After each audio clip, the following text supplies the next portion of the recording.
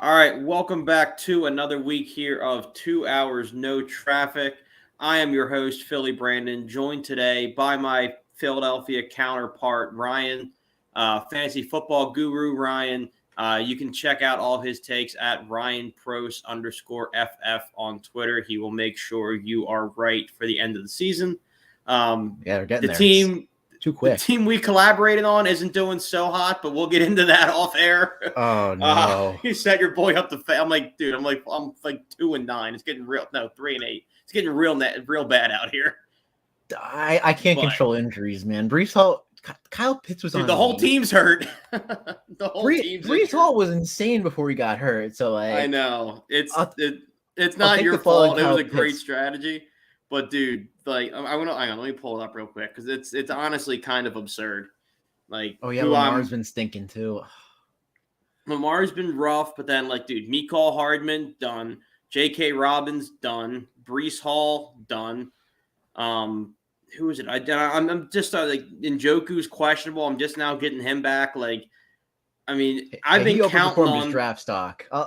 He has. Dude, but I've The been counting other on ones- Garrett Wilson, Nico Collins has been carrying me. We're digging real deep into the bag of tricks. Najee Harris forgot how to play football all of a sudden. It's Garrett getting real Wilson's dicey. good. It's Mhm. I think I need to change my process up a little bit because I evaluate the player a little too much than the team. You know what I mean? I didn't know Zach Yeah. Wilson couldn't throw a football. No one did. But now Mike White's coming back and Garrett Wilson's gonna carry, so you're fine. I'm hoping, dude. If I can win 2 more games, I won't have to go do stand-up in Philadelphia, which I'm really trying to avoid. But if I have to do it, I will find a way to record it for the podcast. So it will There you be go. It's still broadcast. content.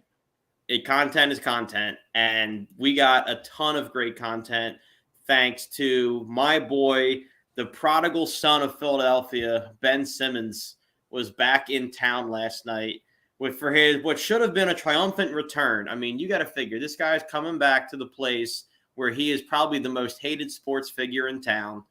And Embiid's out, Maxi's out, Harden's out. No one's given the Sixers a chance, myself included, and he lost. I mean, that has got to sting. But look, it wasn't on him though, necessarily. He almost had a triple-double. He played fine. He played a pretty good game. He really did. The Nets just stink. I don't know what it is. Mhm. Kyrie was back. They had Durant. They had everybody. Maybe it's taking a little while to gel back. I don't know. I think you hit the nail on the head. It might be Kyrie. And I was talking with our beloved co-host Spence, who couldn't be here tonight because he is still coming off the high of getting married. So shout out to Spence Congrats to and him. the new Mrs. Spence. I don't know if we mentioned her name on the podcast yet, so I'm not going to be the first one to do it. But shout out That's to wise. them. But yeah, but we were talking today, and he was kind of saying look, the vibe around this team changes when Kyrie's back. And he's obviously a talented scorer. He's obviously a really talented ball handler. But there's something in the air when he comes back where the effort level seems to drop. And that's the only way they were ever going to lose to the Sixers if they got out-hustled. And we don't out-hustle people. We're a lazy team, which is a whole separate issue that I have. But, I mean, we ran the Nets out of the building. Yeah, it was insane. I mean, you were talking about before the show, B-Ball Paul played the game of his life. He showed up in a big way. There we go. There's the title. There's B-Ball Paul. He showed up. Everybody showed up. Shake showed up. We still have to get him a statue from, I forget, what was that playoff game? A long time back. Was it? I don't know if it was a play. The one I always remember was Shake Milton. The Hawks game, he got cooking and kept us afloat. But the Shake Milton game came against the LA Clippers, where he went for 40+, I believe. And people were like, holy shit. Because we knew we had Embiid. At that point, we still had Simmons. We were like, yo, we got this is the third star. This is the guy. Now, that didn't end up being the case. But he can still get hot from time to time, and I still think he's valuable. Mm-hmm. But B-Ball Paul. Yeah. B-Ball, basketball Paul. I've been waiting for his coming out party for a long time. I love Paul. I love the hustle. He always brings the energy, but you're just waiting. You're waiting for him to show, that skill set. 'Cause he can shoot a little bit. Not a three-point shooter. He has a decent mid-range. He's quick. His bounce is ridiculous. If you follow his offseason workout program, he adds like almost 2 inches to his vertical every offseason. And this is just what he needed. Doc cannot bury him on the bench now because the world has seen what B-Ball Paul can do when he's allowed to. We could do a whole 40, 50, 60-minute show on Doc Rivers. Because I know Montrose... He coaches better. Look, let me cut you off. I know Harold was starting, but he made the right choice. He made the right choice. That's all I had to say. Doc coaches so much better when he's forced to coach. Like when he doesn't have his stars, you can see deep down in that dull cue ball head, there's a good coaching mind. But when he has Harden, Maxey, and B, Toby to lean on, he gets lazy and doesn't call plays. That was a good coaching game last night. He coached a good game.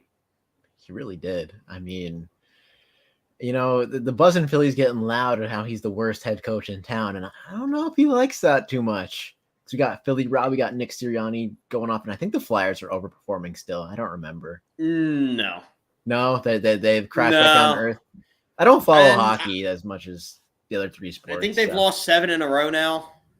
They started hot though. That's the last I remember. So they did. They overperformed. It was at the game. It was at the Calgary game, and we look like an AHL team now. That's not necessarily John Tortorella's fault, but I do think he's still below Doc in the coaching ranks in Philadelphia. Not saying that's a great.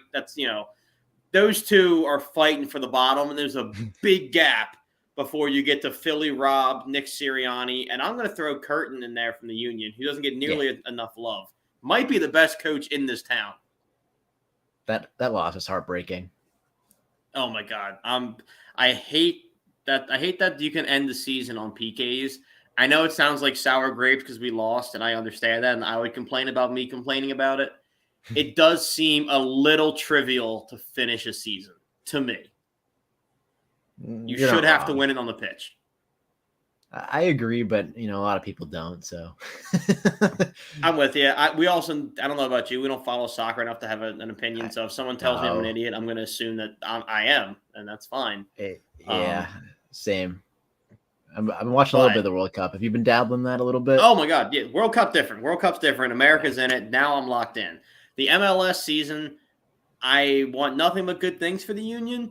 It's just I don't have the bandwidth, especially when the Phillies are in a playoff chase. I'm sorry, they were here first. That is where my attention leads. Because usually the way it works is like, look, the Sixers are wrapping up their season, so I'm locked in on that. And then we're right into baseball. If there was a dry season without sports, absolutely soccer. But there isn't. So they'll be second. Yeah. To me. Soccer's something to get into. I mean, I was watching a little bit of that Argentina game. I couldn't believe that. What was that? Who was it? They Argentina lost. And they lost what? Iran? Saudi Arabia. No. Saudi Arabia. Sorry. That was a huge upset. I was watching France absolutely beat the brakes off Australia yesterday. And then the U.S. game, I was a little disappointed. I know we were only ever supposed to draw against Wales. I know Wales is a solid team. But when we were up 1-0 coming down, in crunch time, that's when you felt like you needed to win. Yeah, the refs kind of bailed Wales out too. If you watch back, I believe they got the throw in. Yeah, I think they got the throw in that they shouldn't have got because it was off the Wales player. So that led to the penalty kick for the goal. So yeah, I had an issue with that. I had an issue with they had set the precedent of stopping for injuries, like the first. First period for sure. But every time somebody was down, we would stop the play and go to stoppage time. And then probably around like the 70th minute on, they decided to play it through. Like if you're gonna call it one way, you gotta finish the whole game the same way. I thought that was I thought having 9 minutes of stoppage time to end the game was kind of rough. But again, that's just me. Yeah, I'm not the most learned person in the world, but you know who is? Tobias Harris. The man reads a lot of books, and gets a lot of hate. Or I don't know if hate's the right word, but I don't think he's fully appreciated in this town as much as he should. It might be the right word, to be quite honest with you. Yeah, he gets an awful lot of shit for being. It's that contract. It is. It's the ridiculous amount of money we're paying him. But I also don't necessarily put that on Tobias. Like since he's come to Philly, he has been the best version of the same player we went and got from LA. Like it's our fault for thinking Tobias was going to go from an efficient 25-ish point per game scorer and suddenly become, Michael Jordan. Toby's been Toby from he had this bad year 2. But since then, I mean, he's been the steadying force. He's able to get a bucket pretty much when he needs it. Does he dribble? Does he kind of dribble too often? Absolutely. But, I mean, he's made out to be like this villain, and he's bailed us out of a ton of situations. If you watch as much Sixers basketball as I do, and I know you do too, like watch the first half. Embiid takes a while to get cooking. So for that first quarter or the first quarter, a little bit of the second quarter, it's Tobias is the steadying force for the Sixers when they need offense. When Maxi's not hot, when Embiid's not hot, he can always seem to get it going enough. Mm-hmm. Yeah, I definitely agree with you. It's tough that the contract has garnered him hate. Like, what do you blame the guy for? Going out there and getting his money? Like, I think it's kind of ridiculous. Yeah, I mean, and I could see, like, look, we gave Ben a bag, and he just put his head in the sand and gave up. We gave Toby that, albeit ludicrous amount of money. And like I said, all he's been is the same Toby we paid. He hasn't elevated his game, but I would say, perfected his role on this team. He's not supposed to outshine Harden. I would argue that's supposed to outshine Maxey. He's supposed to be that almost glue guy, probably the 4th star on the team. And yeah, he's getting paid like a 1 or a 2, but the only way to remedy that is to not have Harden and Maxey, and I wouldn't wish that on anybody. No, not at all. And I think a lot of it comes from the fact that we signed him and then lost Jimmy Butler like right after that. And, he went on to I believe the finals in Miami. Yeah. I'm trying to get my timeline down. The Jimmy Butler timeline's off, the whole bubble thing. That was the bubble championship. They lost to LA. But dude, the things I'm convinced, and I just sang Toby's praises, and I don't think that it's binary. I don't think it has to be Toby or Jimmy. I think the Sixers made it that way.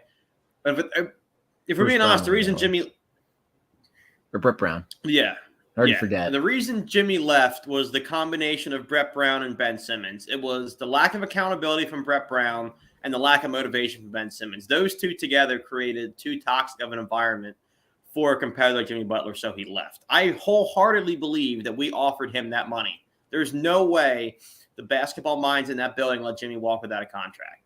They can say it can be reported however they want. I know we did the big video. Tobias, not me. You paid Tobias. There's no way that we didn't offer Jimmy that same deal. I do not believe it. Oh, I agree with you. And he just wanted out. And he got out and, got his own team. I think maybe that's what he wanted a little bit too, because Miami's his team. Philly was always Embiid's team. It is. I'm with you. I don't think I think he likes having his own team, Miami. He and Embiid are really, really tight. So I don't think that was an issue in Philly about, I need to be the guy, not Embiid. Because if we're being honest, in the fourth quarter, everybody knew who the guy was, and it wasn't Joel Embiid. Like, fourth quarter Jimmy was a problem. So, and Joel got out of the way. Like, I don't think there was any issue there.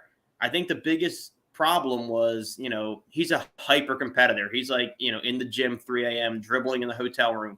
That was never going to be this team. It still isn't this team, and that was never going to be Ben Simmons. So those two couldn't coexist. Looking back, I think everybody in Philadelphia would gladly, kick Ben to the curb and keep Jimmy. But, at the time, we had just re-signed Ben, and it wasn't really an option. But, dude, every day, I think, if we had run that team back that lost in Toronto, I think this team has at least one ring, maybe more. I think we should have won that ring, honestly. If that shot doesn't fall for Kawhi, I think we beat the Warriors. It would have been close, but we had the team to compete with them. That was that was such a Philly moment. Yeah, dude, think of that team. Think of how good that basketball team was. Joel Embiid, healthy, Ben Simmons, JJ Redick, Toby, and Jimmy Butler. Like, it's ridiculous. I mean, the fact that JJ Redick, one of the most efficient shooters the NBA has ever seen, was left off of all the sizzle reels and the big four posters. Like, he is what DeAnthony Melton is this year. Like, just put it in that kind of perspective. And I know you like DeAnthony Melton, and we'll get into that actually right now because he had a great night shooting. But I'm sorry, as much as you love DeAnthony Melton, like the fact that team had JJ Redick fill in that role, they should have won a title. Yeah, they should have. It's disappointing. But we have Melton now. Yeah, I mean, I've been making bank off of Melton in these last 2 nights because like his threes props is insanely low. I'm just hammering that because he's just a spot up shooter, man. He just hits. What, he hit 6 last night? 6 last night, right? Yeah, 6 threes. The prop only went up to 4. Like, yeah, 6 threes, 22 points. I think like 6 assists. Like he had a huge night, and we needed him to. Which is kind of, I wasn't super familiar with his game when we got him. Maybe you were more so, but how? It's looking hard at his season so far. Have you been underwhelmed, surprised, or are we getting what we expected? I think we're getting what we expected because honestly, like it was hard to evaluate him in Memphis. Memphis had so many bodies. They still have so many capable NBA players that are sitting on the bench getting no minutes still. So like it worked out for them, but like 10-4-3 is like kind of around what I expected. But stepping up at the big moment surprised me a little bit. Yeah, we're going to need him to for at least a couple more weeks. I mean, you got to figure, Maxi's going to be out another 3 weeks from the recording of this podcast. I think Harden's timeline's right around another 2 weeks. And Embiid will probably be back sooner. And then, Toby's back and playing hurt. But, we're going to need scoring in a big way. So if he can provide some, if Shea can get hot, Furkan's healthy. He has shown in rare instances to kind of get it going. So as long as the Sixers can weather the storm, hover around 500 and get back to full strength, I think we're going to be all right. But we have the other team right across the parking lot who is well north of 500. But at least in my eyes, kind of playing like a 500 football team, at least the last 2 weeks. Wasn't impressed really in Houston. Wasn't impressed in Indy. And even pre-bye week, you can see the offense tapering off a little bit. Shane Steichen was getting head coaching looks early in the year. We were averaging 24 before the half. A.J. Brown was the most efficient receiver in football. Devontae Smith had his games too. And the last at least 2 games, maybe 3, we're having a hard time putting it in the end zone. We're not efficient. The offensive line's not moving people the way they usually do. It's a win, but it's an ugly win. So how do you feel coming out of Indy right now? I might feel a little better than you because this team needed to get tested. And they got tested in Philly with Washington 2 weeks ago, and they got tested last week with Indy in Indianapolis, who is a better team than most people give him credit for because Jeff Saturdays actually seems like a decent coach so far. I know that's a really small sample size to judge 2 games off of, but like he's using Jonathan Taylor better than Frank Reich did. So like, hey, more props to him. But like, yeah, this team needs to be tested. Jonathan Gannon, he needs to rework his scheme. He needs to rework his scheme around a little bit. That like it's so obvious how to beat the Eagles defense, and obviously missing Jordan Davis was such a huge loss to this team because he does so much for us, even in the limited snaps he plays. But yeah, I mean, I'm a little high already. Mm-hmm. Okay, I mean, I'm not out on this team. Like, obviously, look, we're 9-1. Like, I'm happy as could be with the record, and I'm ecstatic that my biggest issue at this point in the season is that we're not putting up historic offensive numbers like we were earlier in the season. Yeah, like not pressing the panic button. Things aren't wrong. I'm A-okay with the Eagles. I don't want to be that kind of fan. The Cowboys. You can see. Yeah, dude. Cowboys can play. I think Green Bay is not going to be an easy game. I know they're not playing well, but we haven't dealt with, rushing attacks very well. And A.J. Dillon and, Adam Jones, they can still run the ball. That's why I want to get into some of the moves that I think Howie made that may have saved the season or for sure the Indy game. And that was, seeing a need and going out and getting Ndamukong Suh and getting Linval Joseph. Howie must have seen the message boards or gone back and read the mean tweets because he used to never address a need. He would just close his eyes and it's all going to be fine. Now we have one game where we're pretty bad stuff on the run, he goes and gets 2 really strong run stuffing vet tackles. So my hat's off to him. He made another brilliant move, and those 2 played really well for having a pretty limited knowledge of the scheme. Yeah. I mean, speaking of that, like, we need Robert Quinn to start producing. He's been you very forget lackluster. about him, which is bad. Yeah, it's not good to forget about, one of the prolific pass rushers that you traded for. But yeah, Linval Joseph and Ndamukong Suh they came up in the clutch, and they want to get a ring, and they think Philly's the best chance to get the ring. So, like, high hopes. It's nice to be that team, isn't it? It's never so nice to be that team. Yeah, I remember the Dream Team days. I remember, dude, Vince Young. Yeah, I remember the time in between that with Nick Foles, the first stint. Yeah. We had that one season where we were like, dude, this is the guy, and then he wasn't, and then he was. And then he was, yeah. All ended well. But yeah, I didn't even think about Robert Quinn. Like, I'm sure you saw, I think it was the Washington game. Somebody found like a clip of, and this goes back to what you're saying about Jonathan Gannon. Like, they dropped Robert Quinn into pass coverage. Like, Jonathan Gannon will drop anybody into coverage if you let him. I'm surprised that Ndamukong Suh wasn't covering tight ends. Like, let these guys, let Hassan Reddick and Robert Quinn specifically, tell them to go into the game and get the quarterback. They don't need to do one other thing. Am I crazy here? Not really, but Hassan Reddick can do that. Like, Robert Quinn is not known for that at all, but Hassan Reddick came in the league as a middle linebacker. I believe Philly was going to draft him, but the Arizona Cardinals got us a pick before, and I forget who we drafted that time. Hopefully it was someone good, but yeah, I mean, Hassan Reddick could drop into pass coverage, but he's such a prolific pass rusher that I don't know if Jonathan Gannon is using him right. So you're not crazy to say that he should be, like a pass rush specialist, but he can do both things. Yeah, I should have been more clear. Like, he's obviously a great athlete, has great instincts. He can play in coverage. I guess my thing is he's, like you said, he's one of the best pass rushers in football. So why would you have him do something that he's not the most comfortable with, especially when you have a guy in Kaiser White who I think plays really good pass coverage over the middle, and so does TJ Edwards. So, like, you have linebackers who can drop into coverage. You don't need to use your all-world pass rusher to do that. Let these other guys handle it, because Kaiser White isn't known for his pass rushing ability. He's known for his athleticism. He's known for his tackling. Like, let guys be good at what they're good at. That's my biggest issue with Gannon. I hope he gets a head coaching gig. I think he will in the offseason, but dude, I need him out of here ASAP. His defensive scheme aggravates me to no end. Yeah, like, you look at Hassan Reddick's 2 seasons in Carolina. He had 15 sacks the last year and 13 sacks the year before that. Like, just let him rush the passer. He's really good at it. Yeah, and like, if you look at his season splits in Arizona, when they figured out how to, because when he first got to the Cardinals, they weren't using him right. They were doing what we were doing. They were letting him drop back in the pass coverage, or using him as like a true linebacker.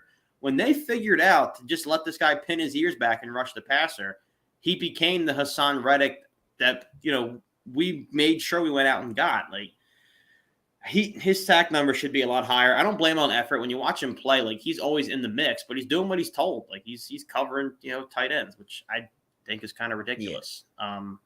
I was just going to say a good comparison is Micah Parsons, but the Cowboys figured it out way quicker than any team did for Hassan Reddick. But Hassan Reddick's a lesser athlete than Micah Parsons, of course. But I think that's for sure. A comp. Almost everybody is a lesser athlete than Micah Parsons, but I see your point. That's fair. If left to his own devices, he could put up. Nah, I'm not going to say. Don't. But he could be Micah Parsons for us at a lesser extent. Yeah. But before we wrap everything up, there's one other Eagle. There's actually 2 other Eagles I want to get your opinion on. And one of them is Fletcher Cox. I am as guilty as anybody of loving the old guys. He's been there. At one point, he was one of the most dominant, inside linemen in football. He's not that anymore. I think we hung on too long. I was happy he came back. I'm to blame. but I think we hung on too long. Yeah, I agree, but I don't think this is like a situation like the Phillies where we hung on to Utley and all those guys too long. Like Fletcher Cox is on a 1-year deal. He's probably going to leave or maybe even retire. Who knows? I think he's going to play somewhere else. But we have Jordan Davis on the inside. We have Javon Hargrave, who we need to resign. So, like, yeah, I agree with you on your Fletcher Cox take. He's regressed to a point, because of age probably and all the snaps he played. And that was a big thing too. How he went out and got Sue and Linval Joseph, because Fletcher Cox was playing all the snaps in that Houston game. So he played 70 snaps.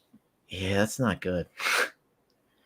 I would be open to bringing him back, but he's officially a 1-year deal, slightly above that minimum player now. This year we paid him as though he was a difference maker inside, and those days for him are over. So we're going to need the depth. You got to figure, like, Sue's not coming back. Joseph, in all likelihood, is not coming back. So we're going to need depth. I'd bring him back, but he's now officially a depth piece. He's a 1-year vet min kind of deal. And I don't know if he takes it or not, but I think that's the only way you can bring him back next year. I think some team will offer him more. Good. I don't know who. Go for it. Not us. I hope. Not us, but it's Javon Hargrave and Jordan Davis. So we're still in good standings there. We'll be just fine. Josh Sweat on the outside, I like a lot too. Another decision that the Eagles are going to have to make end of this year is Miles Sanders, who I think has kind of had a resurgence this year. He's looked as good as he's looked in a long time. I think partly because the backfield's his. But has he shown you enough to make the giant gamble that we all know re-signing a running back is? Look, I don't think so. And like, I'm a draft guy. We were supposed to do the draft, but then COVID sadly got in the way of that. That's why I'm asking you, man. If anybody knows. Dude, this running back class is so loaded. Like, I think we could let him walk and pick someone. Like, if we could use that first round pick on a luxury, and go Bijan Robinson, that offense is, I don't even know. I can't put it in words. So you're thinking use the Saints pick? We could use the Saints pick on Bijan Robinson if we don't have any other needs and we can't pick the high-end pass rushers or the one high-end D tackle and Jalen Carter that there is. I'm okay with it, but it's tough. How's the guard class look? Because Lane Johnson's not going to be around forever. I haven't gotten into the guards yet. The tackle class it's okay. It's nothing like, there's no Andrew Thomas. Well, now Andrew Thomas, not before Andrew Thomas. Well, he's now, yeah, that's what I meant. He's right. Yeah, tackle, sorry. Yeah, there's, right tackle. I mean, I forget his name, but the tackle from Penn State's pretty decent. Ohio State has a big guy too, Paris Johnson, I believe. I don't know. I don't know if they're going to first get it. That's the only need I can see top of my head. I mean, that might not even be a first round need, but like, dude, this team's so deep. I guess, look, this is operating on the assumption that we're able to bring back all these 1-year guys who are kind of popping off. Like, you got to figure James Bradbury's bill is going to come due. CJ Gardner-Johnson's bill is going to come due. Like, Hassan Reddick, Kaiser, these are all 1-year guys. No, Hassan Reddick got 3, I believe. The other guys are 1s. Oh, right. Kaiser White got 1. So who would you rather pay? I'll pose that question. If you were to pick between James Bradbury and Chauncey Gardner-Johnson to bring back, which of the two are you going to bring back? I would rather bring back Bradbury. I think it is a lot harder to find a shutdown corner than it is. They're both great. We've just been burned so long by having good safeties and our corners still just getting embarrassed that I don't want to be weak at corner again. And right now we have 2 number 1 corners. And with our pass rush, that's a huge problem for other teams. I love Chauncey Gardner-Johnson, but if I had to re-sign somebody, it's Bradbury. Yeah. And where do you land? I have to agree with you too, because safety you could easily replace in the draft or free agency. And like, there's no high-end corners, like, the Jalen Ramsey coming out kind of corners, at least yet. Joey Porter would probably be maybe our guy if we let Bradbury walk and resign Chauncey Gardner-Johnson. So there's some options, but there's not any, super high-end options to replace him. Yeah, and you can see where, and again, I mean, we're doing a huge disservice to safety, which I know plays a huge role. You know, their quarterback in the back end of that defense, and he's been phenomenal. But look at a guy like, like Marcus Epps, who last year was, like a rotational piece. Let's see what he can be. And he's turned out to be a really efficient safety. I guess it's easier for you to find a Marcus Epps type piece who can hold down the back end. He's not going to have 6 picks, but it's easier to plug that hole than it is to have 2 lockdown corners on opposite sides. And I don't think Slay is going to slow down anytime soon. Nah, he showed no signs of it. He locked up Justin Jefferson that one week. Oh, it was like, I know prime Terry time McLaurin got the best of him, though. It happens from time to time. No one's perfect unless you're like Darrelle Revis. True. Revis Island. I don't think we'll ever see somebody quite like that again. Before we wrap it up, and this isn't Eagles related, this is just fun. Dude, what happened to Zach Wilson? Oh, gosh. I could go on a rant for hours about this. I'm not going to do it. But I think I bring everything back to the draft. That pro day throw got all of us. You remember that, right? Yeah. That dime that he put on that wide receiver. And I just think the attitude, you can't scout for attitude. You could only scout for talent. And when you saw the interviews and all the tweets, right? Oh my God, well, dude, like the of one course, where everyone like, has. Did you let the defense down? No, my man, you had negative 21 passing yards. Dude, that's what went, you can't scout mentality. I remember Paxton Lynch a couple years back. Dude just straight played Fortnite, didn't study playbooks, I don't think. I remember that report coming out, something like that. That's why quarterback's so hard, because you're not in their mind. You're never going to get in their mind. So, that's why the eval process is so hard. And they missed really bad, because Justin Fields, although he's been not the greatest, he's been getting a lot better, at least for fantasy. So I think he's shown a lot of growth this year. Just Justin Fields. If I'm a Bears fan, I would feel pretty okay about where you're heading. I mean, he's on a Jalen Hurts type of trajectory where right now he's just doing what he's good at really well. Like Jalen Hurts was a running quarterback last year, and then in the offseason, got back with some quarterback coaches and figured out, the cerebral side, the pocket passing side. I have no reason to believe Justin Hurts won't do the same thing, but he's excelling at what he's good at right now. Zach Wilson, in the time that he's been in the league, he hasn't had that thing to lean on. He's not going to win you football games. This year hasn't cost the Jets games. It's only because their defense has been playing out of their mind all season. But if you have a defense playing that well, I think Mike White's good enough to give them the 17, 20 points a game that'll probably win the Jets a lot of football games. I totally agree with you. And the Bears haven't been doing the best job to surround Fields with talent. I know they traded for Chase Claypool, who's barely played, but Zach Wilson has got Breece Hall, Garrett Wilson, Elijah Moore, several premium picks on the O-line. He has everything there to succeed, and he just doesn't. So that's when you become a lost cause. I think if Mike White plays well this week, they let him ride it out. I think if he doesn't, you go back to Zach Wilson and just try and salvage value for an offseason move, which we will have Ryan back on for as soon as the offseason hits.